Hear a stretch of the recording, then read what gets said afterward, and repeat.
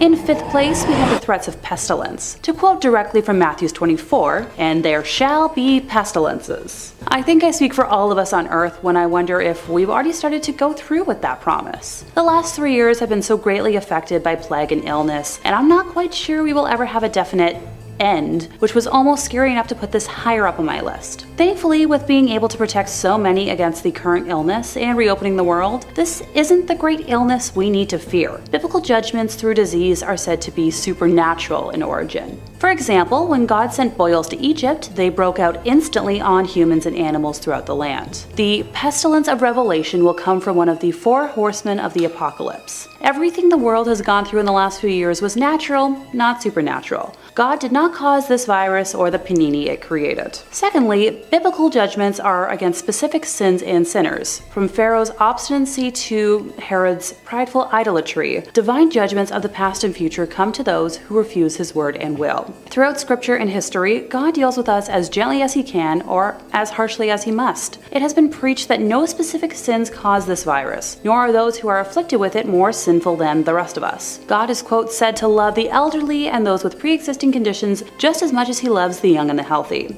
I worry what could happen in the future that could be worse. Mentally, you do not want to see me cooped up again for another year. And as much as I love a good Sleepy Hollow marathon, I don't need to see a Horseman of the Apocalypse in person. In 4th place, we have the promises of hate. Once again from the book of Matthew, many will be offended and betray each other. Similar to my last point, I worry this prediction may already be beginning to show in today's society. With the news that comes across my feed every day, I worry for the world as we know it. According to the Bible, where there is conflict, there is the potential for hate, which leads to discord, disharmony, malice, and anger. Hate is a motivator for wicked behavior, and the Bible helps identify hate by showing how indulging in it leads to certain outcomes. Hate is not just an emotion, but a state of being that involves choices, behaviors, and thoughts. It separates people rather than bringing them together, because the one hating sets themselves away from another. Hate is intimately tied in with death, and it is said that someone harboring hate is killing their brother in their heart. When this hate is acted upon, it leads to death. Sometimes that is spiritual or relational, but unfortunately it can also be the ending of the life of another. Hate is dangerous because when taken to its logical conclusion, it is the desire to eliminate the humanity of another. I'd like to hope that we as a society can heal from the hatred in our hearts, avoiding this prediction from coming true. Middle of the pack. In 3rd place, we have Pazuzu. If your first response was to say bless you, we have the same sense of humor. You may be familiar with references made to him in The Exorcist and the House of Ashes video game, but we're not talking about Linda Blair's acting today. As an apotropaic entity, he was considered both a destructive and dangerous wind, but also a repellent to other demons, one who might safeguard the home from their influence if he was in the right mood. Remember, if he was in the right mood. Kinda like me sometimes. He is quoted as introducing himself by stating, "I am Pazuzu, son of Aboo, king of the evil Lilu demons. I was enraged in violent motion against the strong mountains and ascended them." Lilu demons are the class to which Pazuzu and his leagues of demons belong. There is also a notable connection to the earlier Babylonian personifications of the 4 winds. These beings, as depicted on several cylinder seals, have wings, and each represents a different direction of the north, south, east, and west winds. It's important to note that noted professor of ancient studies, Franz Wigerman, calls attention to the crooked positioning of the masculine west wind in seals. Franz Wigerman calls attention to the crooked positioning of the masculine west wind in seals, which is similar to the posture in Pazuzu's physical depiction. More connections appear in later seals, as this same bent-over figure takes on talons and a scorpion's tail. The main difference in their depictions is the head, and the conclusion was made that it is Pazuzu's body and not his head that denotes him as a wind demon. Another scholar, Scott Neweagle, asserts that Pazuzu's possession of 4 wings links to the term kipatu, meaning circle, loop, circumference, and totality, suggesting his control over all cardinal directions of wind was inherited from his predecessors. Pazuzu was often depicted with a man's body, the head of a lion or a dog, talons for feet, 2 pairs of wings, a scorpion's tail, and a serpentine phallus. Around now you might be thinking, Pazuzu is a long name, he has to have some sort of a, nickname or other moniker, right? Sure. He's been called the agony of mankind, suffering of mankind, or disease of mankind. Take your pick. This god of wind and plague is known as Lucifer's right-hand man, and has the power to control and rule over other evil spirits, being known to bring forth droughts and famine. It is said that he conspired with Lucifer to overthrow God, and they were thrown out of heaven together. He is fond of corrupting the innocent and good, being known to offer help that appears good and benevolent, but actually requires recipients to request more of his assistance, sending them further and further into his debt, sentencing them to an afterlife of eternal agony. See, reality is agony enough, so I'll pass. Our runner-up for today is Serat, first mentioned in history in 1517, whose deceptive and cunning mind make him one of the most tricky demons you could possibly think of summoning. Due to his name, he is associated closely with Saturdays. Sure, he might be the least known demon on this list, lacking the background detail that emphasizes the other demons, but he is still very much to be feared. He is known as the one who can open all locks, which may seem a little silly on the surface level, but once summoned, he is impossible to escape or to conceal yourself from unless it's on his terms. Targets of Serat are relentlessly pursued until found, and then presented with imagery until they go mad. He was the last demon to be summoned by known demon hunter and documentarist Pope Honorarius in his grimoire. Honorarius had thoroughly documented the strengths and weaknesses of every demon he summoned during his research into the oncoming War Against Demons, but had only written ability to open locks about Serat before his untimely death, leaving history to believe Serat was responsible for this event. Now, I'm not going to spell out how to summon him, because I hope I've made it clear enough by now that I exist to discourage that kind of behavior, but I did find it kind of neat that one would need a nail from an old coffin to do so. Oh, and before I forget, Serat is invisible when he manifests, making him easy to lose track of. And in first place, we have Beelzebub, Lord of the Flies, Lord of Dung, and God of Filth himself. He is described visually as a smaller and hunched over creature with red or purple skin, ram horns, a forked tongue, and a long tail, along with incredibly powerful wings. Kinda sounds like a D&D character. He often prefers to appear as a fly when summoned, which may sound innocent until you consult history. Flies were believed to have been born from rotting flesh and plagues. According to Christian beliefs, he began his career as a false god, convincing men to worship him and trick them, so he could give faulty advice that would harm instead of helping those in need. Before in the comments asks for a Bible citation, since I haven't been including them for all of the listings today, I'll mention it now. In Mark 3:22, the scribes accused Jesus Christ of driving out demons by the power of Beelzebub, the prince of demons.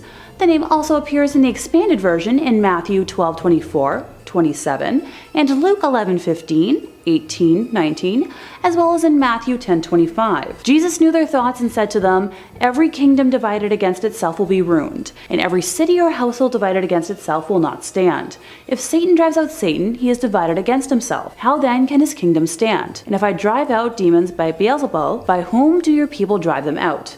So then they will be your judges. But if I drive out demons by the Spirit of God, then the kingdom of God has come upon you." Funny. Hanging around this spooky stuff has me quoting the Bible more than I ever thought I would in my lifetime. Guess I should have paid more attention in my middle school religion classes, or when I was altar serving as a kid, instead of just figuring out the perfect angle to tip a candle at to splash wax on my arm. What? I never said I was a normal kid. Beelzebub is commonly described as placed high in hell's hierarchy. According to the stories of the 16th century occultist Johann Weyer, Beelzebub led a successful revolt against the devil, is the chief lieutenant officer of Lucifer, the emperor of hell, and presides over the Order of the Fly. And I thought I was a workaholic. The 17th century exorcist Sebastian Michaelis, in his admirable history, placed Beelzebub among the three most prominent fallen angels, the other two being Lucifer and Leviathan. John Milton, in his epic poem Paradise Lost, published in 1667, identified the unholy trinity of Beelzebub, Lucifer, and Astaroth, with Beelzebub as the second ranking of the many fallen angels, a quote from him claiming, "Satan except none higher sat." In simple English, only second place is Satan here. His specialty is in tormenting mankind, causing wars, instigating murders, and known for his ability to place humans under the spell of other demons upon request. One thing historians haven't been able to settle on is which major sin he represents, with some claiming pride, others gluttony, but also some claim idolatry. Personally, since he allegedly originated from being a false god, I'm going to side with idolatry. But let me know in the comments which one you believe. Number 5, the Legion. Now maybe this is a cheat to start off this list because this is technically supposed to be a top 5 list, but I think including this one might make it a top 500,000 list, roughly. This next demon is known as Legion, for it is many. The Legion's first appearance comes to us from the Gospel of Mark. That's a very early issue, so if you still have that, hold on to it, collector's value. Wherein Jesus Christ was wandering, encountering a young man who seemed to be possessed by a demon. When Jesus spoke to the man, he asked for the name of the demon inside him so he could exorcise him properly. And the demon spoke back and answered saying, "Legion,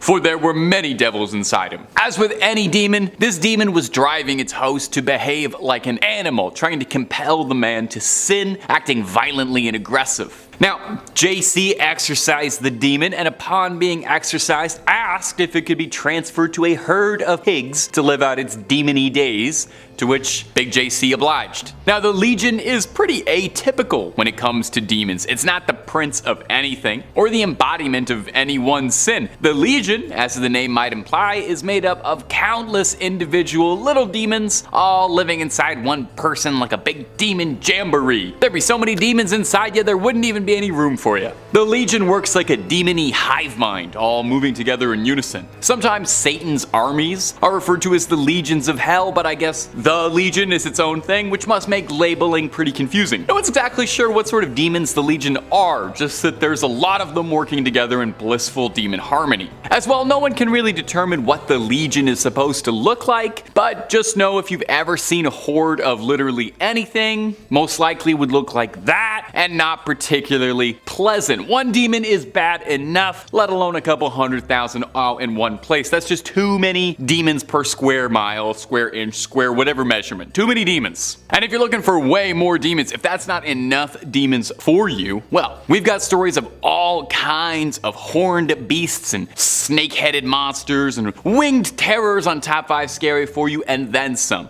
If demons aren't your jam, we got ghosts, we got ghouls, we got goblins, we got conspiracies, we got anything scary you can think of. Hit subscribe, hit that little bell as well, and don't miss a single scream. But do that at the end of this video, because I got 4 more demons coming up for you right now. Number 4, Bagore. A demon who's had his heyday in pop culture. Maybe you recognize Bagore from Supernatural's first fledgling season, all the way back when the boys were wide-eyed and hadn't even died once yet. Or maybe you're a big JRPG fan, maybe you're a Persona fan, and you recognize Bagore as the perpetually bored demon on the can. And if you're like me, and you never stopped to ask why this enemy in a video game was a demon that was sitting on the toilet, maybe you just figured, hey, it's a video game, there's a talking cat, there's a dream world, you play as a teenager who has a healthy sleep schedule and a healthy social circle, it's not a realistic game, maybe you didn't think about it. But there's a reason for this foul demon's appearance. He's one of the 7 princes of hell, the demonic icon of sloth, and his favorite offering isn't blood, or a fresh goat, but a little mud pie. Feces, if you want to get technical. I'm not going to judge, and I'm not going to ask what he's doing with it. Old lore has it that if you wanted to summon Bagore, you just had to bring him a lot of feces. There's no metric volume ever listed, just a lot. If you do summon him, he'll trade you wondrous riches, expand your ability to discover new things, but at the cost of the temptation of your mortal soul, and also you'll probably never have clean hands again. I'm sorry, I don't usually work so blue. It's the lazy man's comedy, although perhaps that's fitting for the demon prince of sloth. Now, Bagore's been depicted in all manner of ways over the years. Sometimes he appears as these esoteric things like tree branches, or takes the form of beautiful women. But one wood carving in the 18th century of him sitting on an 18th century toilet sealed his fate forever, and since then he has always been depicted as a horned demon on a porcelain throne. Bagore, if you're watching this video, I want to make something clear. I'm not making fun of you. I'm just trying to make sense of this. What are you doing with that stuff? Where is it going? What are you doing with it? Number 3, the Leviathan. Okay, at first I was like, oh, that's a roller coaster at Canada's Wonderland. No, this vicious monster was actually modeled after this vicious monster. The Leviathan, the second of the great monsters described in the book of Job. This Leviathan is an absolute massive sea monster who's impervious to human weapons, breathes fire, and emits smoke from his nostrils. So this is a Zelda boss for sure. The Leviathan is probably related to another ancient monster called Loten, a 7-headed giant serpent who represents primeval chaos. as with pretty much every other biblical creature does. Hey, these things aren't meant to be cute and fuzzy. There's some less exciting theories that insist the Leviathan is just a dramatic interpretation of a crocodile or anaconda or maybe a plesiosaur, resembling something like the Loch Ness Monster. But that doesn't explain the breathing fire thing, or the size. Was this giant sea snake a water dragon? Because apparently it's like 300 miles long. Yeah, terrifying. Scary thing now is many different religions and cultures have their own version of the Leviathan. Tiamat, Hydra, Jormungandr. Maybe this thing was just hunted into extinction. I don't know. What do you think? Number 2, Archangel Michael. It is said that the angels are not humans, but creatures made from God's creation. I've also seen what the Bible describes angels looking like, and it's not handsome people with wings. Apparently, a lot of these things, people really couldn't even describe what they were seeing in front of them. But we'll get to what these things look like in a minute. Of those creatures, Satan, aka Lucifer, is one. The one. However, here is even one creature that Satan fears more than any creature, and that's fellow Archangel Michael. Or Saint Michael. Some say they're brothers, some say they were on the same team for a bit. This is some good stuff, people. Quote, "Now war arose in heaven, Michael and his angels fighting against the dragon, and the dragon and his angels fought back. But he was defeated, and there was no longer any place for them in heaven. And the great dragon was thrown down, that ancient serpent who is called the devil and Satan, the deceiver of the whole world. He was thrown down to the earth, and his angels were thrown down with him." Revelation 12:7-9. Okay, so hold on. He and them are all down here with us? That's terrifying. Apparently Michael led that army that won, so whatever scares Satan scares the hell out of me as well. Also, all these pictures and statues of him and like window panes are all of him like wielding a giant sword made of light, just stepping on Satan's back as a hero. That's pretty intimidating, not gonna lie.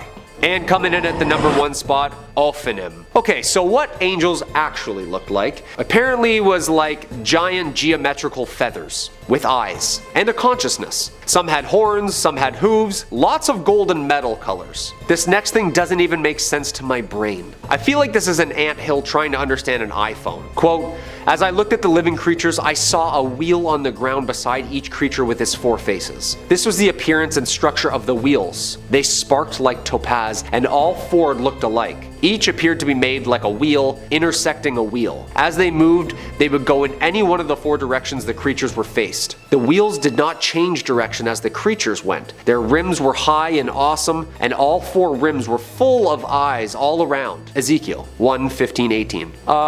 First off, is this thing even a creature? Yeah, everything I see here is an alien. Is this just us trying to process some sort of like energy being with eyes? Because if I saw Lucifer that looks like the hunk on the Netflix show, and then I saw this thing?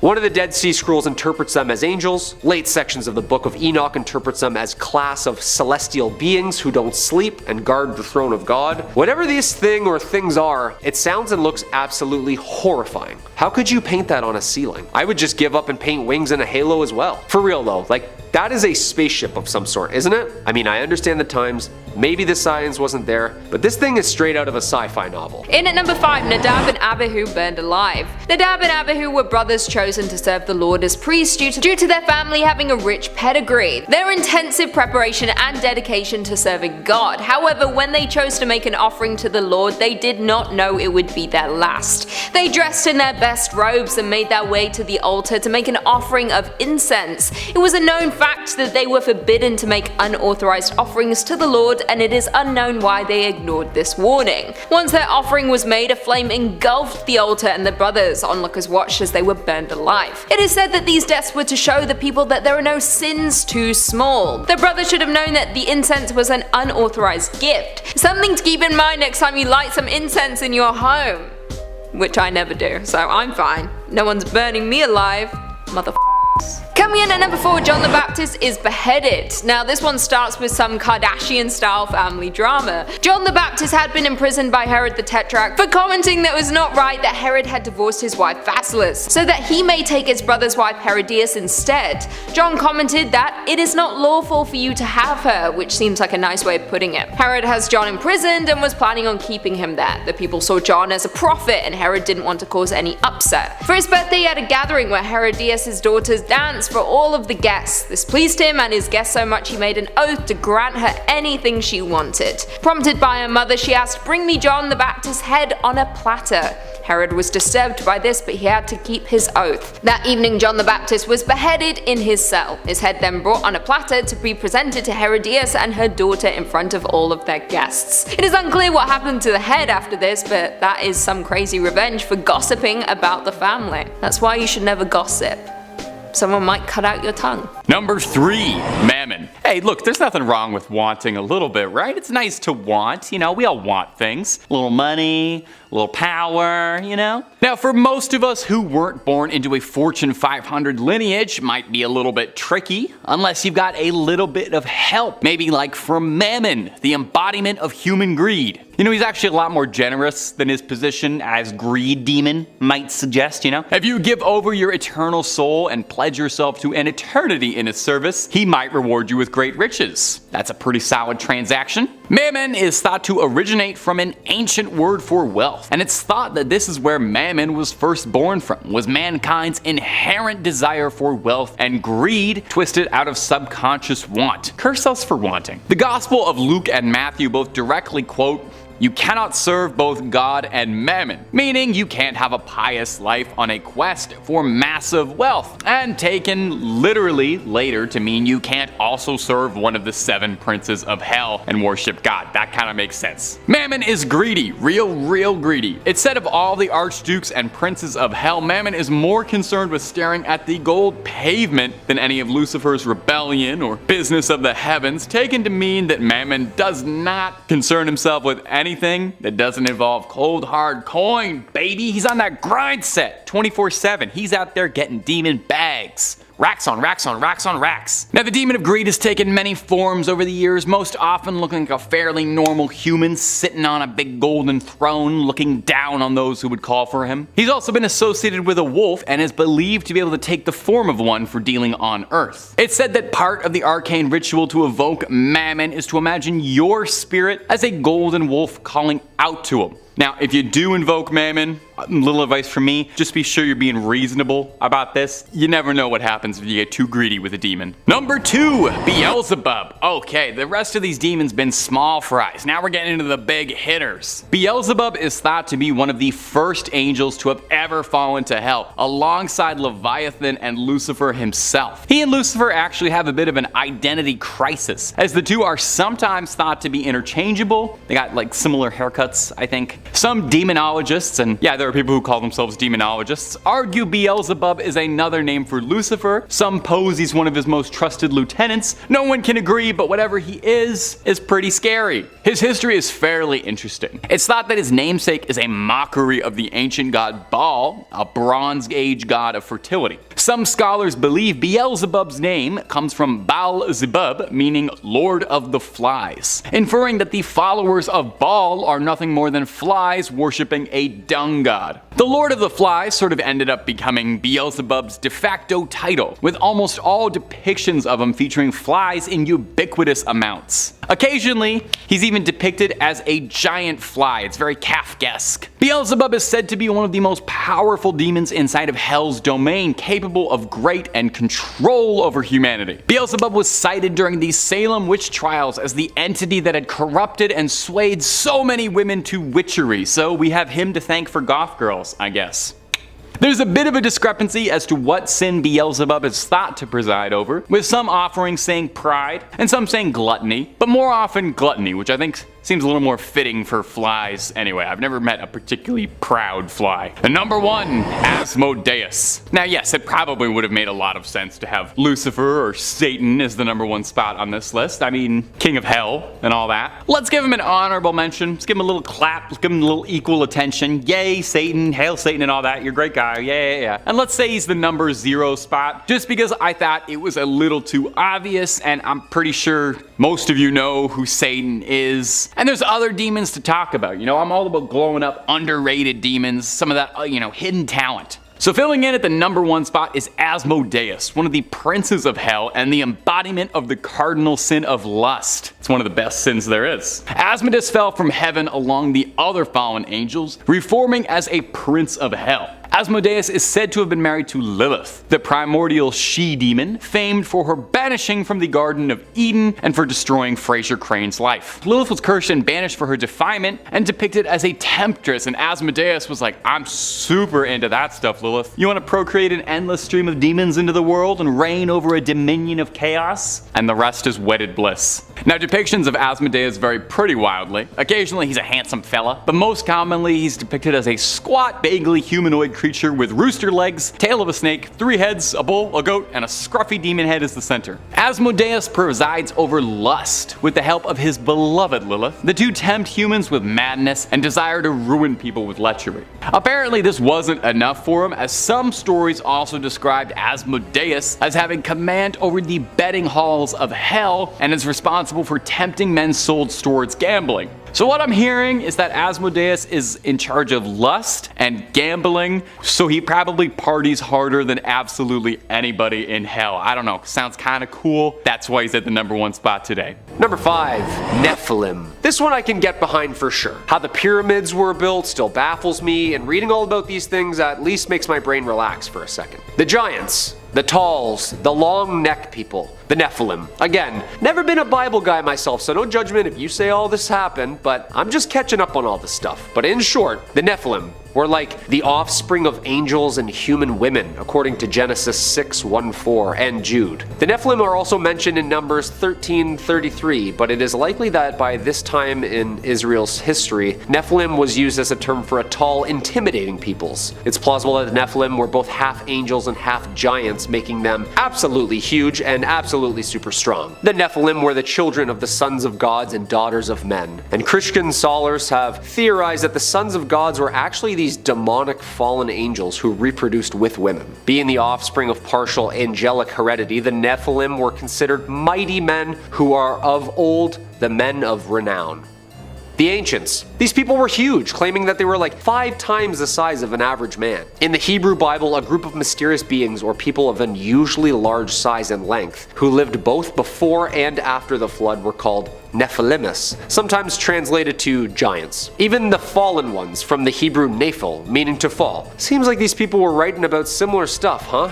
Spooky. Number 4, 200 million horsemen. This next one is not really a creature as much as it's the end of a lot of all of us. All this Armageddon stuff they were saying, that's some pretty strange stuff that's on its way. Book of Revelation stuff, you know? Quote, I saw as God wanted to show me the horses and the men on them. The men had pieces of iron on their chests. These were red like fire and blue like the sky and yellow like sulfur. The heads of the horses looked like the heads of lions. Fire and smoke and sulfur came out of their mouths. 1/3 part of all man was killed by the fire and smoke and sulfur that came out of their mouths. Word for word. Horsemen or ancient biblical technology? This sounds horrifying. Also, 200 million? That's a lot of flying flaming horses just trucking around the skies and sands like giant tanks, firing fire out of their mouths and nose. As I looked, behold, a stormy wind came out of the north, and a great cloud with brightness around it, and fire flashing forth continually, and in the midst of the fire,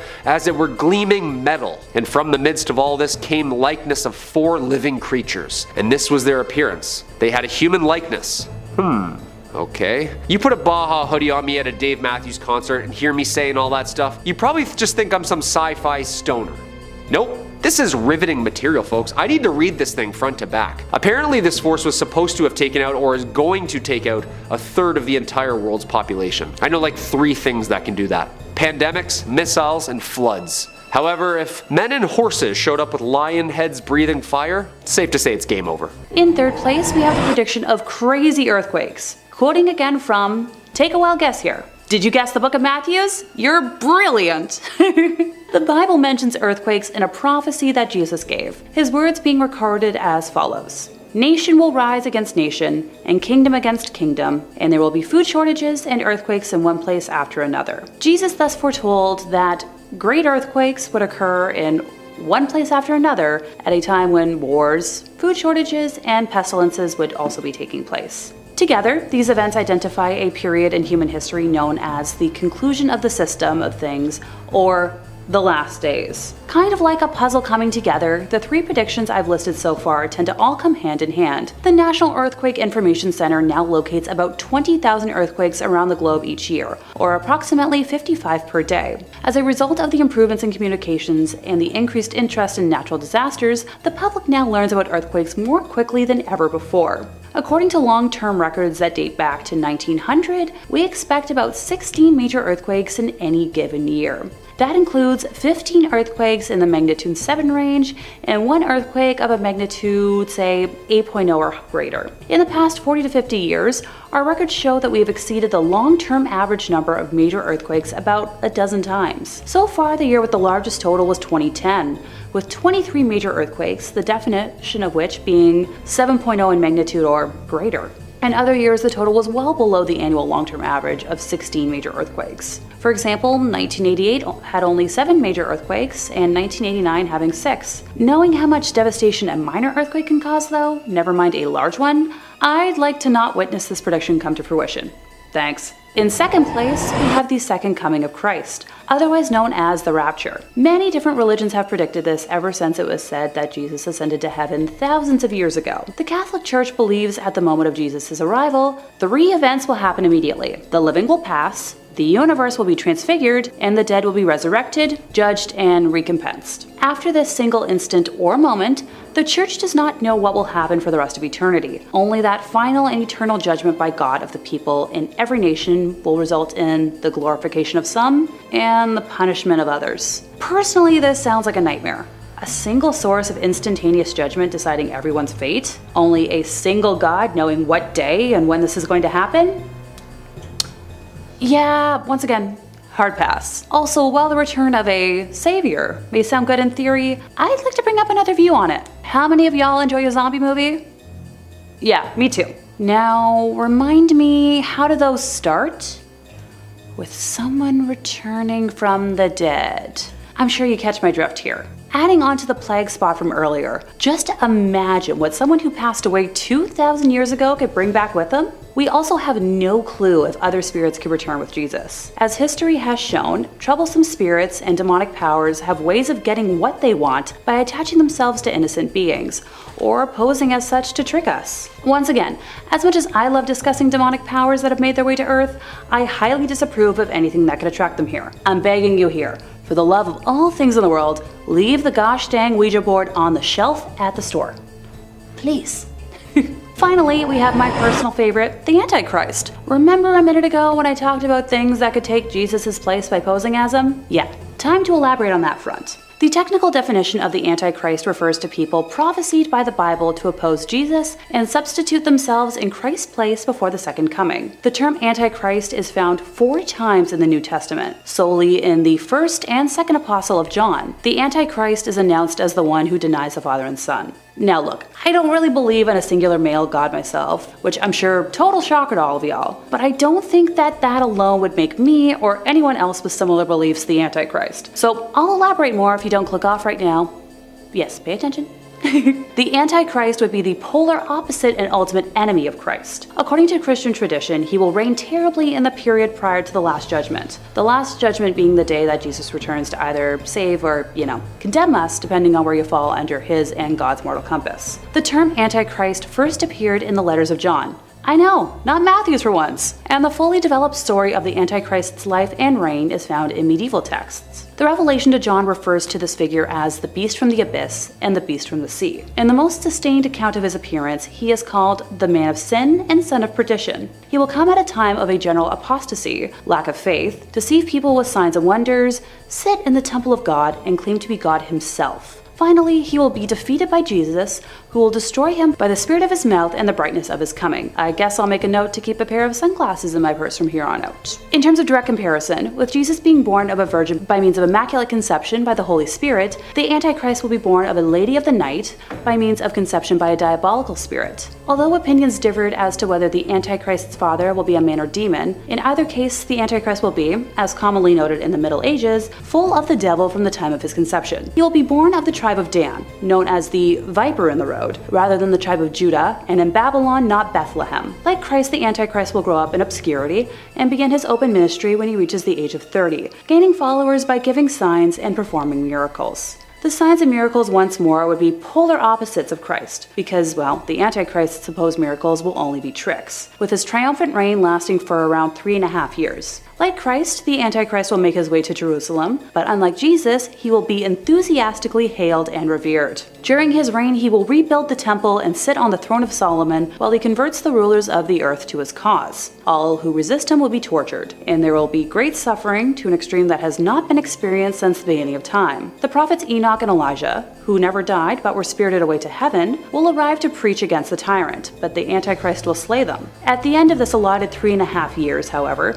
the Antichrist will be destroyed by the power of Christ, and after a short amount of time will come the last judgment and the end of the world. Not to sound like a broken record, but once again, yikes! I'd rather not have that battle or have this world end. Sure, it's not perfect by any means, and while I could stand here for about an hour and list off a long list of things I'd really love to see improve, I don't want to face an all-out battle. Starting with number 5, we have Behemoth. No, not the ride at Canada's Wonderland. I'm talking about the mythological beast that dates back to the beginning of mankind, and whose name is now an adjective for any large or powerful being. The name Behemoth originated historically from the archaic Jewish name for hippopotamus, and is described as a beast from the biblical book of Job. He is a form of the primeval chaos monster created by God at the beginning of creation, being paired up with the other chaos monster Leviathan. And according to later Jewish tradition, both would become food for the righteous at the end time. Hey, if I wind up qualifying as righteous, can I have a funnel cake instead? Once again, not any kind of reference to the theme park.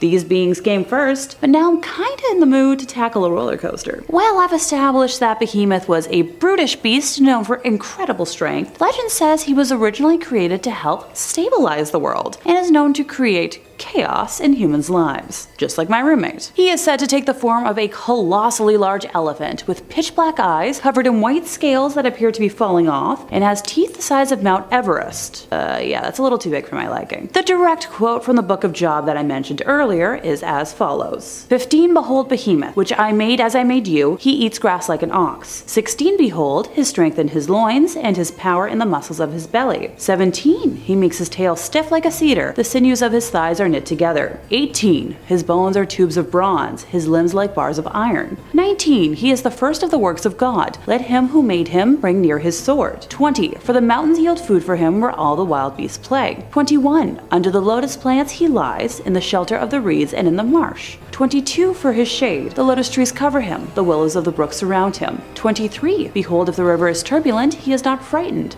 He is confident through Jordan rushes against his mouth. 24 Can one take him by his eyes, or pierce his nose with a snare? Behemoth and Leviathan make an appearance in Revelation 13 as they try to fight against God and can be only slain by God.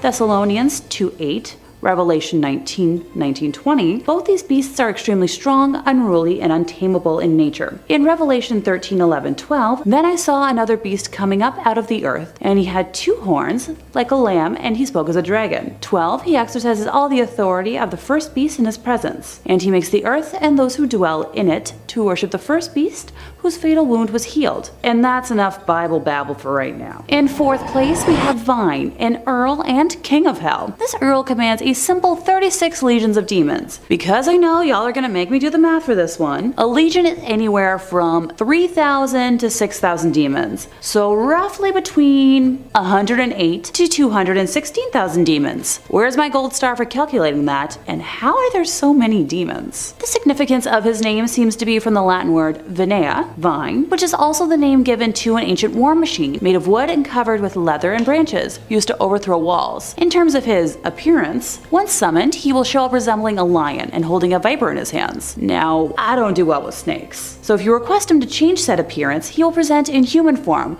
with long black hair, black wings, and now holding a golden cane. I know there's people out there who might be attracted to this, present company included, but don't take that as encouragement to summon him. Known as one of the most difficult demons to summon and work with, he is also one of the only demons who can identify witches and warlocks without being previously informed about their abilities, along with having the ability to tell the past and future, which I can see is kinda tempting. Vine is insensitive to humanity and cares little for harming those who summon him, making him wildly unpredictable and dangerous to summon, along with having the power to take souls without requiring permission. I repeat, dangerous. Right in the Number 3, the Book of Enoch. Coming up next today is going to be the stories out of the Book of Enoch, an ancient religious text that is attributed to the biblical figure Enoch. Duh. It's the Book of Enoch. I would assume that he wrote the book. Enoch is said to have been allowed to take a little tour of heaven and shown divine visions of the afterlife and the kingdom of God. Now, there's a lot of discrepancy from Christian scholars if this book is considered a canonical text, but it is considered very significant and is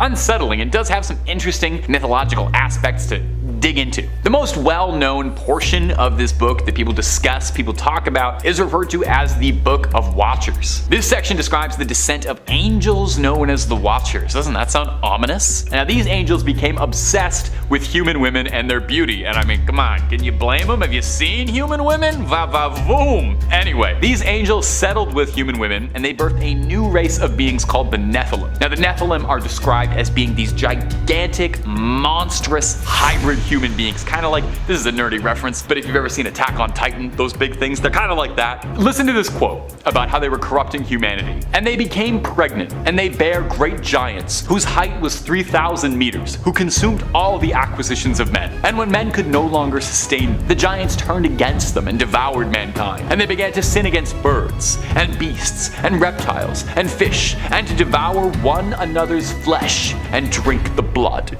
Enoch was chosen by God to deliver a message of judgment and warning to these fallen angels and their scary giant offspring. He was shown a glimpse of Judgment Day and the establishment of a righteous kingdom on earth, a bright vision of a future where the Insidious franchise is talked about with the same reverence as the Godfather trilogy. Theaters are filling up, people are pre-ordering tickets, they're getting IMAX releases, Blu-rays with special features, there's an extended Insidious universe, it's bigger than The Conjuring, it's crossing over with The Conjuring. Not all of that was in the Book of Enoch, but some of it was. Number 2 is going to be the story of Job. This next story is my personal favorite story from the Bible. I've always found it kind of fascinating, even as an outsider. It's the tragic story of Job. Job is a righteous, God-loving man who lives in the land of Uz. Not like goo, U-Z. Satan, Lucifer, the devil, Beelzebub, Pete Davidson, whatever you want to call him, the devil appears before the Lord one day and proposes a friendly challenge. The devil challenges God and says that Job only reveres the Lord because of the blessing and protection that he enjoys, and that if Job had a terrible life, he wouldn't worship God. So God kind of does one of these and thinks, oh, maybe. So God grants Satan permission to test Job's faith. Seems like a horrible thing to do to one of your subjects, but hey. So Satan rubs his little paws together and gets right to work tormenting Job. Job loses his wealth, Job loses his family, and Job loses his health. However, Job loves the good Lord, and his faith does not compromise. So Job's good buddies, his close friends, Eliphaz, Bildad, and Zophar, how everybody's got a friend named Zophar, come to comfort Job. But they tell Job that all these things are happening to him because he deserves it.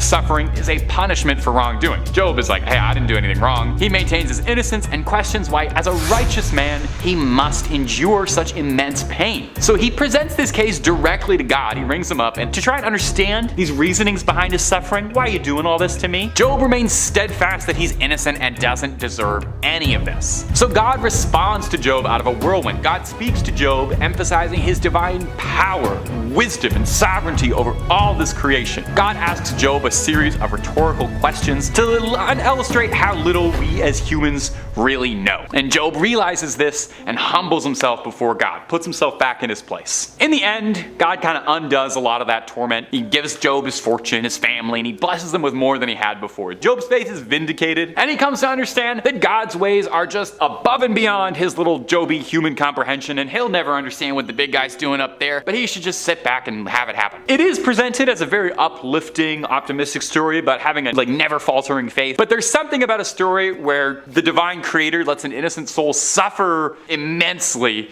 just to prove a point that seems kind of terrifying. It makes humans seem like ants, It's very similar to how the family in the Insidious franchise keeps being tormented, but hey, their faith never falters, and they're always keeping their chins up because the Insidious movies are viable, so they're gonna keep making sequels, and you should see the Insidious, The Red Door, that's coming out in theaters already after this video. They didn't pay us for this. Number 1, the Book of Revelations. The Book of Revelations, also known as the Apocalypse of John, is the final book of the New Testament in the Bible. So there will be some spoilers if you haven't gotten around to reading it yet, so skip ahead to the end of the video if you don't want to ruin it. It's a highly symbolic and apocalyptic text that presents a series of spooky visions and prophecies about the end times and the ultimate victory of God over evil. So our book begins with John identifying himself and stating that he received these visions while in exile on the islands of Patmos. He then addresses 7 letters to churches all over the world, offering praise and admonition and encouragement. But the big chunk of the book, the meat of it, what we're all talking about, is these dramatic visions that John sees, these crazy, literally out of this world, these cosmic battles between angels and demons, these heavenly scenes, these things that look like they could be sweet metal album art or like backgrounds from a Doom game, all these crazy battles with the Horsemen of the Apocalypse, dragons, the Lamb of God. Oh, big stuff, big, really cool stuff that would look awesome painted on the side of a van. The book describes a great tribulation that will come upon the earth, the apocalypse, marked by natural disasters, plagues, persecution of believers, the rise of a beast, commonly interpreted as a symbol of a tyrannical ruler or empire, and a false prophet who deceives people with miracles and leads them astray. Sounds kind of fun. John sees the ultimate victory of God, though, through all of this. He witnesses the final judgment where the wicked are condemned and the righteous are rewarded, and a new earth is described where God dwells with his people and all suffering and all sorrow are eliminated in this new heaven. And in this new heaven, there's as many Insidious movies as you want there to be. There's endless stories for the Lambert family and that demon that's got like red lipstick on his face and he kind of looks like Darth Maul. And what else happens in the Insidious franchise? I've only seen the first one, but you better see Insidious 5, The Red Door, because it just came out and the Bible was scarier than it. Number 5, the Plagues of Egypt. So coming up first is going to be the Plagues of Egypt, a classic, horrifying biblical story for Bible fans of all ages. While the Israelites were enslaved in Egypt, the good Lord was trying to show the ruling pharaoh at the time that he'd better let all of the chosen people go or there'd be some serious trouble. Now the pharaoh didn't heed the warning and was divinely punished 10 times, one for each of the pharaoh's false gods. Now maybe you've heard through cultural osmosis that there was a rain of frogs and locusts, but unless you've spent some time in between the pages of the Bible, do you know all the other horrific plagues? Because there was 10 of them, a lot of horror going on. Let's go through them in order. First up, we had the Nile River running red with gore, resulting in dead fish and undrinkable water. Plague number 2, the frogs. You know what a frog is, I don't need to explain that, they're like these little green guys. Then came the lice, next plague, then the flies, kind of similar to the lice really, and then the big livestock plague. This one was kind of fun. It killed off large swaths of farm animals, chickens, cows, others, dead. Then we had everybody's favorite plague, the boils. Painful, disgusting red sores and boils manifesting on the Egyptian skin. Scrumptious. Now the boils were cooled by the next plague, which was a scourge of hail that destroyed the crops and lands that gave life. And then the locusts came. Everybody loved the locusts. They're like little bugs that eat everything. The next plague was a thick, never-ending cloud of darkness, which was probably fantastic for vampires and real dour for anybody else. Now, if you've been keeping track at home, that's 9 plagues, meaning we got one last plague, and that's the death of all firstborns, which afflicted every family in Egypt. Finally, a win for the middle children of the world. The good Lord asked all the Israelites to paint a bit of goat fluid on the door to make sure the angel of death knew they were chill and not to pox any firstborn children. The plagues of Egypt, it's kind of a story that showcases that when you make God angry, he takes that really, really personal. I think that's literally what they mean when people are talking about divine retribution. It's stuff like this. It's plagues of locusts and frogs. And if you're looking for way more scary videos that might be about Insidious, might be about the Bible, we've got all of that and then some on the channel. Seriously, we got, if you can think it up, we got 2 or 3 videos on it. So click on through, hit subscribe, please ring that little bell as well so you don't miss a single one of our videos as soon as they go up. But do that at the end of this video because I got 4 more stories loosely related to Insidious coming up for you right now. Number 4, the Witch of Endor. Now coming up next is the story of the Witch of Endor. It's not the Witch King of Angmar, the Lord of the Nazgul, and this isn't involving the forest moon of Endor where the shield generator for the second Death Star was built. It also doesn't have a lot to do with Insidious. We've crossed all 3 of those words off. I'll tell you what the Witch of Endor was. Now the first king of Israel, Saul, who was a notable good man, was facing a severe crisis. He had disobeyed God and was facing an impending war from the Philistines. So in desperation, Saul sought out guidance from God, but was left on divine red by the big man upstairs and was being ignored. His pleas were unanswered. Saul did what any of us would do in a similar situation when you can't get a line to God. In trouble? Better call the Witch of Endor.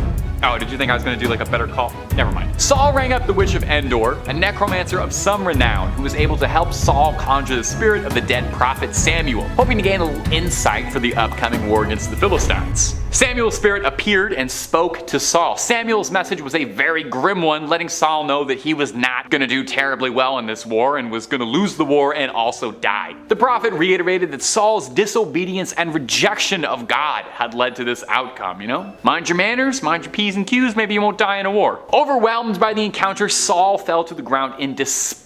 The witch then provided him with a meal before he departed. Now the story of the Witch of Endor serves as a cautionary tale against seeking supernatural guidance outside of God. I think that's a pretty easy moral to follow. Don't contact a necromancer. Be careful with your spiritual mediums. Josh Lambert in the first Insidious film got lucky when he contacted a trustworthy medium, and I don't remember the name of that character, but you might not be. So Josh Lambert, King Saul, pretty similar. In at number 3 we have King Herod eaten alive. Here is another example of someone upsetting God and paying the ultimate price. King Herod, a different Herod from the last story, was giving a speech to his people as he usually does. On this day, however, while he was speaking, someone cried out, "The voice of God and not of a mortal." He did not refute the claim that he was a god, and it is said that he was instantly struck down by an angel. Angels are savage. We've learnt this on this channel. They're evil. The story goes on that he did not have a quick death. He was in agonizing pain for at least 7 days. It's like it took God 7 days to build the world. Wow. 7's a good number. Like David Beckham. He was number 7. Not that I believe in God, you know. I don't believe in anything. During this time, it is said he was being eaten alive by worms from the inside out. The worms consumed him after 7 days, and this was his slow, painful cause of death. Imagine a worm consuming you. Worms are evil because you can cut them in half, and then they are 2 worms. That's you just created 2 different things. 2 worms. When 2 become 1. When 1 becomes 2. Like, what the That shouldn't be right. Like, you should never be able to cut something in half and then it becomes 2 living things. Anyway, that's and it's worse than The Conjuring. In at number 2 we have Concubine of a Levite. This story is about a Levite who is traveling with his concubine, a second-class wife.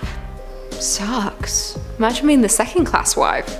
I only want to be first class. Along his travels, he finds an elderly man who offers to give them shelter for the night in the town of Gibeah. It is a dangerous place no one should be traveling through. Some dangerous men show up at the house looking to have a good time. The Levite and old man decide to offer up the concubine to appease the men, hoping this will keep them safe from the men. The concubine is taken away by the men for the rest of the night. In the morning, the Levite finds the concubine dead outside of where he had been staying. The man is angry for what they've done to her, so he decides to get revenge on the men, so he dices them up. He then sends those pieces to 12 tribes surrounding Gibeah, which leads them to attack the city. Dicing your girlfriend up to get revenge on her murderers doesn't seem like the best idea, but then again, he did offer her up to them in the first place. So, you're in the wrong. You should be in The Conjuring, and I'll possess you. And finally, in at number 1 we have Ezekiel's Army of the Dead. This next one might remind you more of The Walking Dead than a Bible story. Ezekiel was brought by God to a valley that was full of bones. He walked back and forth among the bones until God asked him if these bones could once again live. God then told him to repeat a prophecy to the bones as he told him it. The bones started to move from around him. They began to form and find the other pieces of the body they had lost. Tendons and flesh appeared on them and skin covered them, but they were not breathing, they were not alive.